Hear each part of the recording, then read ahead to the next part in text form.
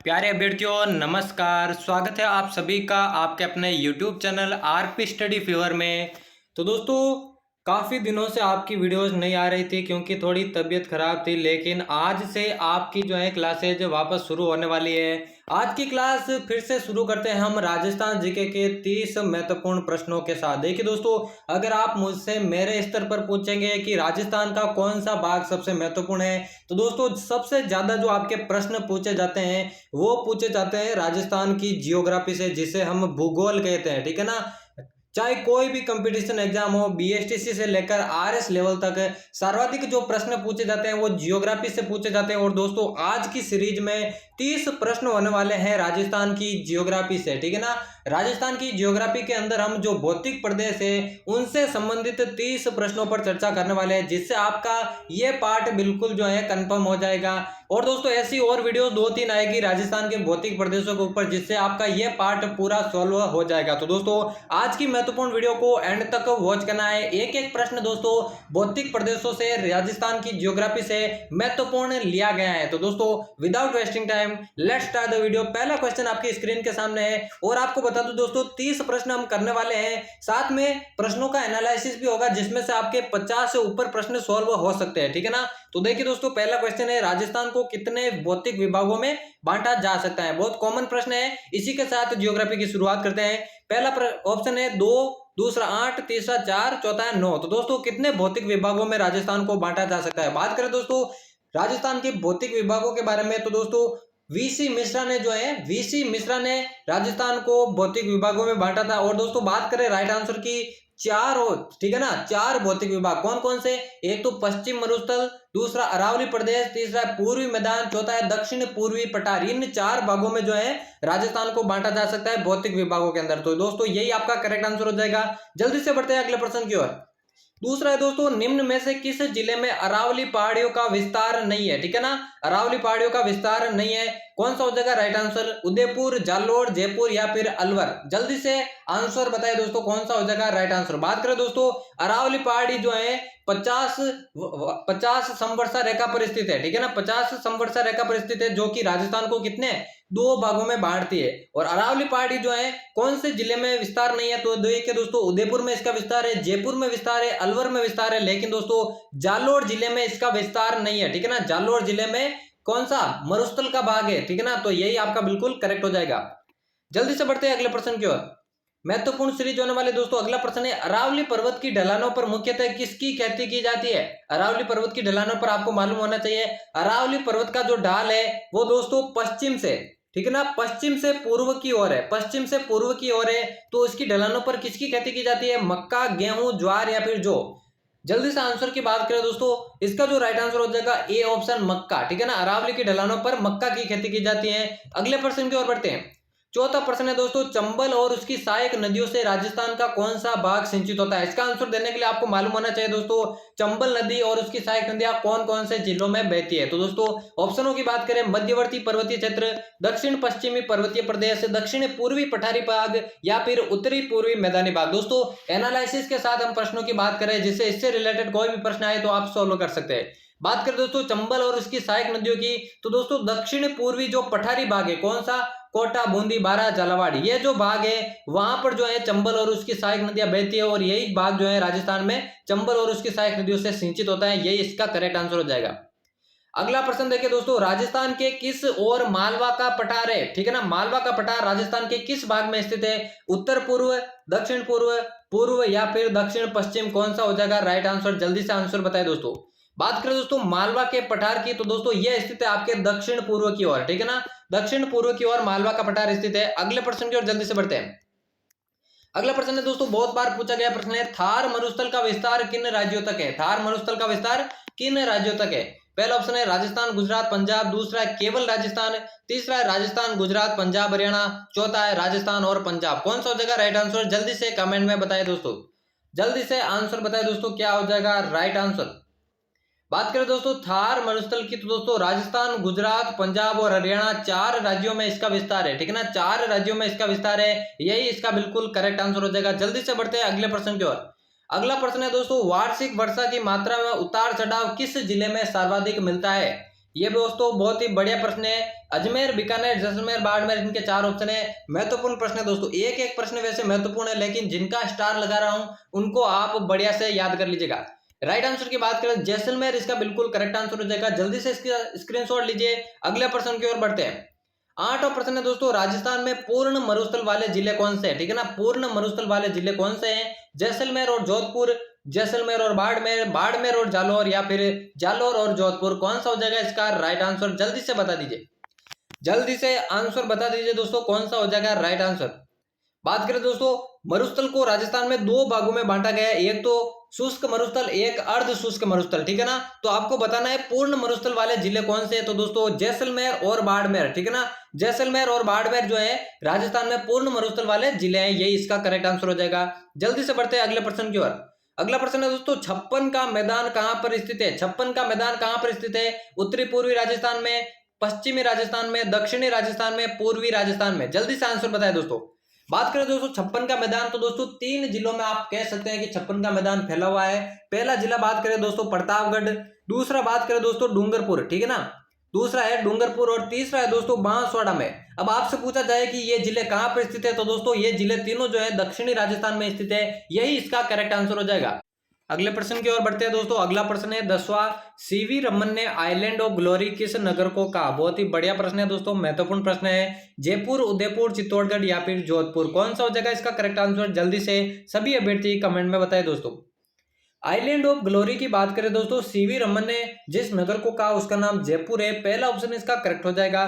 जल्दी से अगले प्रश्न की ओर बढ़ते हैं। अगला है दोस्तों, किस जिले में गोचर भूमि का क्षेत्रफल सर्वाधिक है? जैसलमेर, नागौर, जालौर या फिर बाड़मेर? बहुत ही बढ़िया प्रश्न है, सीधा तथ्यात्मक प्रश्न आपसे एग्जाम में पूछ लेते हैं। गोचर भूमि के सर्वाधिक क्षेत्रफल की बात करें दोस्तों, बाड़मेर जिले में सर्वाधिक है, चौथा ऑप्शन करेक्ट हो जाएगा। जल्दी से अगले प्रश्न की ओर बढ़ते हैं। अगला है दोस्तों, चंबल बीहड़ पट्टी की लंबाई कितनी है? चंबल बीहड़ की पट्टी की लंबाई कितनी है? यह भी दोस्तों तथ्यात्मक प्रश्न है। 550, 650, 480 या फिर 780 किलोमीटर, सीधा सीधा एग्जाम में पूछ लिया जाता है। चंबल बीहड़ पट्टी की लंबाई कितनी है? जल्दी से आंसर बताएं दोस्तों। इसके करेक्ट आंसर की बात करें 480 किलोमीटर इसका करेक्ट आंसर हो जाएगा। जल्दी से बढ़ते हैं अगले प्रश्न की ओर।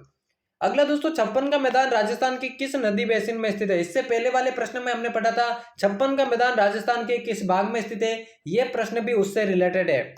माही basin, Chambal basin, Luni basin या फिर बनास बेसिन? अब देखिए दोस्तों, छप्पन का मैदान आपको मालूम होना चाहिए राजस्थान के कौन से भाग में स्थित है। तो अभी अभी हमने पढ़ा कि राजस्थान के दक्षिणी भाग में यह स्थित है। और दोस्तों राजस्थान के दक्षिण में कौन सी नदी बहती है? राजस्थान के दक्षिण में कौन सी नदी बहती है? तो वो बहती है दोस्तों माही नदी। तो दोस्तों माही बेसिन इसका करेक्ट आंसर हो जाएगा। जल्दी से अगले प्रश्न की ओर बढ़ते हैं। अगला है दोस्तों, निम्न में से किसका शाब्दिक अर्थ सिर काटने वाली है? ठीक है ना, 4 जिलों के आपके नाम दे रखे हैं, किसका अर्थ इनमें से सिर काटने वाली है? पाली, सीकर, सिरोही या फिर दौसा, कौन सा हो जाएगा इसका करेक्ट आंसर? किसका अर्थ है सिर काटने वाली? पाली, सीकर या फिर सिरोही, दौसा? तो दोस्तों सीधा सीधा इसका आंसर देख लीजिए, सिरोही इसका बिल्कुल करेक्ट आंसर हो जाएगा, जिसका अर्थ क्या है? सिर काटने वाली। अगले प्रश्न की ओर जल्दी से बढ़ते हैं। 15वां है दोस्तों, भरतपुर, धौलपुर और करौली का क्षेत्र प्राचीन समय में किस नाम से जाना जाता था? सूरसेन, विराट, जांगल या फिर सीवी?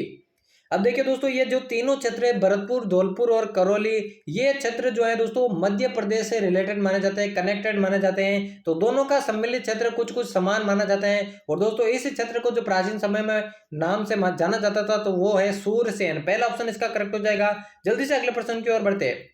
अगला दोस्तों, निम्न में से कौन सा जिला अंतर्राज्यीय सीमा पर स्थित नहीं है? दोस्तों ऐसे प्रश्नों को आपको रटना नहीं पड़ेगा। इस प्रश्न का आंसर देने के लिए आपको राजस्थान की अवस्थिति के बारे में, कौन सा जिला कहाँ स्थित है, कौन से जिले अंतर्राज्यीय है, अंतर्राष्ट्रीय है या फिर कौन से जिले आंतरिक जिले है, इनकी जानकारी होना आवश्यक है। तो दोस्तों इसका आंसर आप उसी प्रकार से दे सकते हैं, 12, करौली, भरतपुर या फिर पाली, कौन सा हो जाएगा इनमें से करेक्ट आंसर?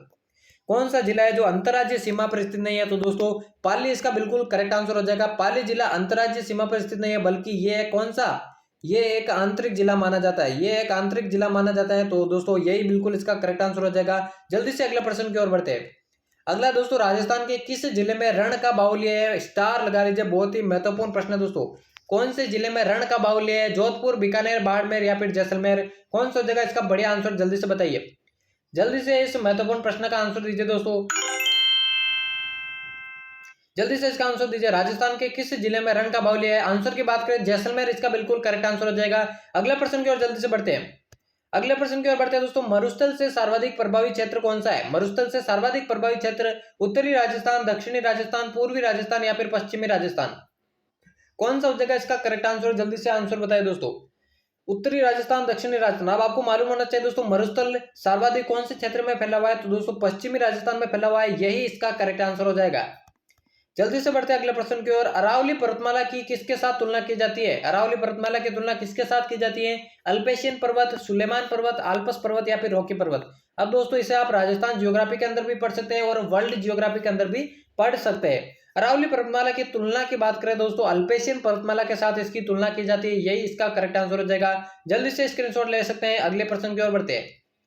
अगला दोस्तों अरावली पर्वतमाला की सर्वाधिक चौड़ाई और ऊंचाई किस क्षेत्र में विद्यमान है? मध्य क्षेत्र, उत्तरी क्षेत्र, दक्षिण क्षेत्र या फिर दक्षिण पश्चिमी क्षेत्र?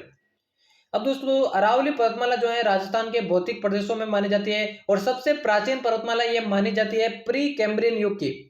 प्री कैम्ब्रियन युग की ये पर्वतमाला है और दोस्तों इसकी आपने पढ़ा तुलना जो है अल्पेशियन पर्वतमाला के साथ की जाती है और जिस क्षेत्र से इसकी शुरुआत होती है, ठीक है ना, जिस क्षेत्र से इसकी शुरुआत होती है वहीं इसकी सर्वाधिक चौड़ाई और ऊंचाई है और दोस्तों ये जो आपके शुरू होती है वो होती है दक्षिण पश्चिमी क्षेत्र से, यही इसका करेक्ट आंसर हो जाएगा। जल्दी से बढ़ते हैं अगले प्रश्न की ओर। राजस्थान में खारे पानी की जिले किस सागर के अवशेष है? अरबेन सागर, तैतीस सागर, अंटार्कटिका या फिर आर्कटिक? बात करें दोस्तों खारे पानी की जिले जो है राजस्थान में सर्वाधिक पश्चिमी राजस्थान में पाई जाती है और दोस्तों ये खारे पानी के जो जिले है वो है दोस्तों 33 सागर के अवशेष, ये इसका करेक्ट आंसर हो जाएगा। अगला दोस्तों राजस्थान के पूर्वी मैदानी भाग में वर्षा का वार्षिक औसत कितना है? पूर्वी मैदानी भाग की बात हो रही है जो कि राजस्थान के भौतिक प्रदेशों में एक माना जाता है। 40 से 60 सेंटीमीटर, 60 से 100 सेंटीमीटर, 50 से 80 सेंटीमीटर या फिर 30 से 60 सेंटीमीटर? जल्दी से आंसर बताएं दोस्तों। बात करें दोस्तों पूर्वी मैदानी भाग की तो ये दोस्तों अरावली प्रदेश और दक्षिणी पूर्वी पठार प्रदेश के मध्य में स्थित है जहां पर 50 से 80 सेंटीमीटर वार्षिक वर्षा होती है, यही इसका करेक्ट आंसर हो जाएगा। और दोस्तों वीडियो के अंत में आपको बताना है 30 में से आपके कितने प्रश्न सही होते हैं, क्योंकि बहुत ही महत्वपूर्ण प्रश्नों की सीरीज ये थी, तो 30 में से कितने राइट होते हैं वीडियो के एंड में जरूर बताएगा। अगला है दोस्तों राजस्थान के कितने जिले हैं जो अंतरराष्ट्रीय सीमा नहीं बनाते? ये बढ़िया प्रश्न है दोस्तों, राजस्थान की अवस्थिति से संबंधित है। 28 जिले, 29 जिले, 30 जिले या फिर 25 जिले? बात करें दोस्तों राजस्थान के 33 जिलों में से 29 जो जिले हैं दोस्तों वो दोस्तों आपके जो है अंतरराज्यीय सीमा बनाते हैं, ठीक है ना किसी राज्य से कनेक्टेड है। लेकिन दोस्तों अंतरराष्ट्रीय सीमा 4 जिले ऐसे जो अंतरराष्ट्रीय सीमा बनाते हैं, उनके नाम मैं बताऊं तो दोस्तों उनके नाम है श्री गंगानगर, बीकानेर, जैसलमेर और बाड़मेर। 4 जिले ऐसे हैं जो कि अंतरराष्ट्रीय सीमा, ठीक है ना, बनाते हैं, ठीक है ना, अंतरराष्ट्रीय सीमा बनाते हैं, जबकि 29 जिले हैं जो अंतरराष्ट्रीय सीमा नहीं बनाते हैं। इन 4 जिलों की सीमा दोस्तों पाकिस्तान राष्ट्र से लगती है, तो दोस्तों 29 इसका करेक्ट आंसर हो जाएगा। जल्दी से अगले प्रश्न की ओर बढ़ते हैं। अगला दोस्तों निम्न में से कौन सा शहर जयपुर से सर्वाधिक दूरी पर स्थित है? ये दोस्तों कई बार एग्जामिनर प्रश्नों को घुमा घुमा कर पूछ लेते हैं। उदयपुर, टोंक, बाड़मेर, बीकानेर, कौन सा शहर है जो जयपुर से सर्वाधिक दूरी पर स्थित है? ठीक है ना, इसके बारे में आपको जिलों की जानकारी होनी चाहिए, कौन सा जिला कहाँ स्थित है। तो दोस्तों जयपुर से जो सर्वाधिक दूरी पर स्थित है वो हो जाएगा दोस्तों बीकानेर, ठीक है ना, क्योंकि बीकानेर आपके जो है पूर्व में स्थित है, माफ कीजिएगा पश्चिम में स्थित है, जबकि जयपुर आपके पूर्व में स्थित है। तो सर्वाधिक दूरी पर बीकानेर बिल्कुल करेक्ट आंसर हो जाएगा।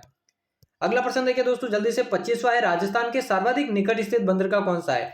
कांडला, कोचीन, पारादीप या फिर तुतीकोरिन? कौन सा हो जाएगा इसका करेक्ट आंसर? जल्दी से बताइए। राजस्थान के सर्वाधिक निकट स्थित बंदरगाह की बात करें दोस्तों कांडला बंदरगाह इसका करेक्ट आंसर हो जाएगा। पूछा जाए कहां पर स्थित है, तो दोस्तों गुजरात में यह स्थित है। आपको बता दूं दोस्तों राजस्थान के किसी भी कंपटीशन एग्जाम की तैयारी करें, राजस्थान की ज्योग्राफी से प्रश्न पूछे जाते हैं, तो किसी भी एग्जाम में ये महत्वपूर्ण साबित हो सकते हैं। अगला प्रश्न है, राजस्थान में स्थित मरुस्थल में कौन सा बालू का स्तूप का प्रकार नहीं है? पैराबोलिक, बरखान, तारा या फिर गोराउट? कौन सा हो जाएगा? बढ़िया आंसर जल्दी से बताइए दोस्तों।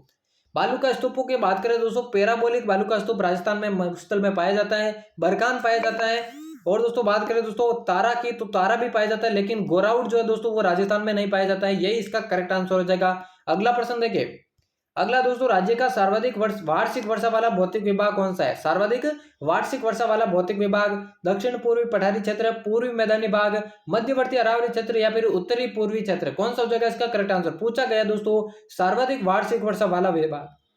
तो दोस्तों आपको बता दूं, राजस्थान का जो दक्षिण पूर्वी पठारी क्षेत्र है वहां पर सर्वाधिक वर्षा होती है, यही इसका करेक्ट आंसर हो जाएगा। जल्दी से अगले प्रश्न की ओर बढ़ते हैं। सीकर जिले में अरावली की पहाड़ियों को स्थानीय भाषा में क्या कहा जाता है? स्टार लगा लीजिए, बढ़िया प्रश्न है, महत्वपूर्ण प्रश्न है दोस्तों, महत्वपूर्ण प्रश्न है दोस्तों, स्टार लगा लीजिए। ऑप्शन है दोस्तों मालखेत की पहाड़ियां, भाकर, गिरवा या फिर छप्पन की पहाड़ियां। बात करें दोस्तों राइट आंसर की, सीकर जिले में जो अरावली की पहाड़ियां है उनको स्थानीय भाषा में मालखेत की पहाड़ियां कहा जाता है, यही इसका करेक्ट आंसर हो जाएगा। जल्दी से बढ़ते हैं अगले प्रश्न की ओर। राजस्थान में बीहड़ भूमि का सर्वाधिक विस्तार किस जिले में है? यह भी एक बढ़िया प्रश्न है। भरतपुर, जोधपुर, धौलपुर या फिर बूंदी, कौन सा हो जाएगा इसका करेक्ट आंसर? जल्दी से आंसर बता दीजिए दोस्तों, जल्दी से आंसर बता दीजिए। बीहड़ भूमि का सर्वाधिक विस्तार की बात करें दोस्तों धौलपुर जिले में, धौलपुर जिले में सर्वाधिक बीहड़ भूमि, यही इसका करेक्ट आंसर हो जाएगा। और आज के 30 प्रश्नों की महत्वपूर्ण सीरीज का यह होने वाला दोस्तों अंतिम प्रश्न है। पूछा गया है कौन सा शहर राष्ट्रीय राजधानी क्षेत्र का हिस्सा है? जयपुर, दौसा, धौलपुर या फिर अलवर, कौन सा हो जाएगा करेक्ट आंसर? जल्दी से सभी अभ्यर्थी कमेंट में बताएं दोस्तों। और जितने भी अभ्यर्थियों ने 30 में से 30 प्रश्न वॉच किए, 30 में से उनके कितने करेक्ट होते हैं दोस्तों कमेंट में बताएगा। और जितने भी अभ्यर्थी हैं जिन्होंने पहली बार वीडियो को वॉच किया है वो चैनल को सब्सक्राइब करके बेल आइकन को प्रेस कर देना, क्योंकि इसी तरह की महत्वपूर्ण वीडियोस आपको आगे भी देखने को मिलेगी। तो दोस्तों कौन सा शहर राष्ट्रीय राजधानी क्षेत्र का हिस्सा है? अलवर इसका बिल्कुल करेक्ट आंसर हो जाएगा। तो यहाँ पर दोस्तों हमारे 30 महत्वपूर्ण प्रश्नों की सीरीज समाप्त होती है। उम्मीद करता हूं दोस्तों आज की वीडियो आपको पसंद आई होगी दोस्तों। ऐसी ही और वीडियोस आपको आगे भी चैनल पर देखने को मिलेगी, तो सब्सक्राइब कर देना चैनल को। मिलते हैं किसी और नए वीडियो में, तब तक लेते हैं अलविदा।